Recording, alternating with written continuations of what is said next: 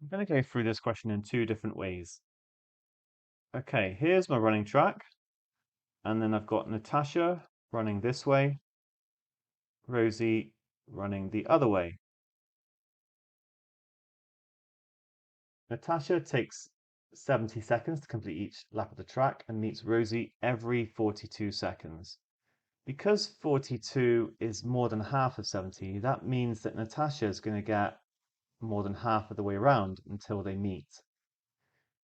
Now, the way I approached this question then was to say, right, Natasha has gone 42 out of the 70 seconds to meet Rosie, and therefore she has run 42 70ths of a lap, which I can simplify by dividing top and bottom by 7, 6 over 10, or even 3 over 5, 3/5 of the lap.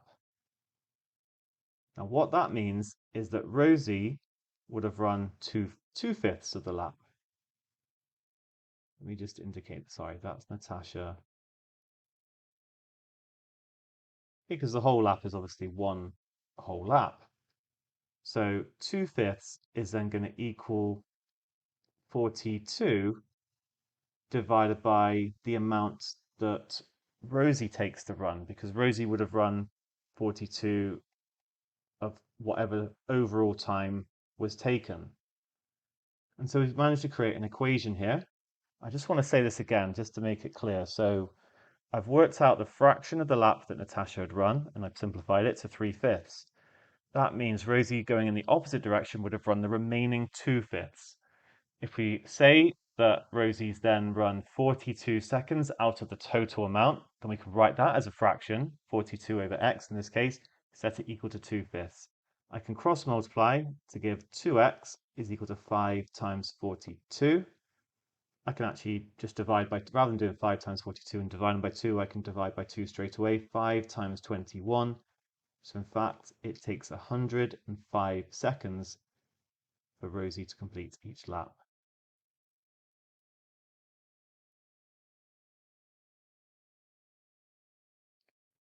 Now I'm going to go through this question using a second method. In fact, the official solutions have another two different methods to look at it. So it's worth getting your head around all of these, to be honest. I'm just going to share the way that I did it, and then actually this is the way that somebody shared with me that they did it. So method 2. Okay, so what this person did is they actually looked at the time that it would take Rosie and Natasha to meet again at the very start. Quite a nice approach here. When do Rosie and Natasha meet again? So for this to be the case, the time must be a multiple of 70 because it takes Natasha 70 seconds to complete each lap. But because she meets Rosie every 42 seconds, it must also be a multiple of 42. And therefore, we can find the lowest common multiple of 70 and 42 and work out this time.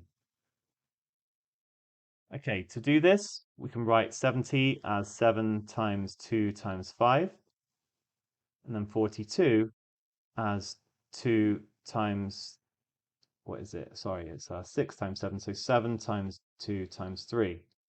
So to become a multiple of both, right, we've already got a multiple of 7 in there, so we need to include that once. A multiple of 2 is in both, so we just need to include that once. And then we need to times by 5 and by 3. That will give the lowest common multiple of 70 and 42. You can see that 70 goes into this number here, and 42 goes into the number here. Okay, so that is enough. You can include more, but you only need to include the 7 and the 2 twice. This can be worked out to be 10 times 21, or 210. Now what this means is Rosie has done 3 laps, and it's clear that Natasha has done more than 1 lap. So it must have taken 2 laps, must have done 2 laps. And therefore for Natasha to do one lap, it would actually be 210 divided by 2, which gives 105 seconds. Okay, so shout out to Bill for that alternative solution to this problem.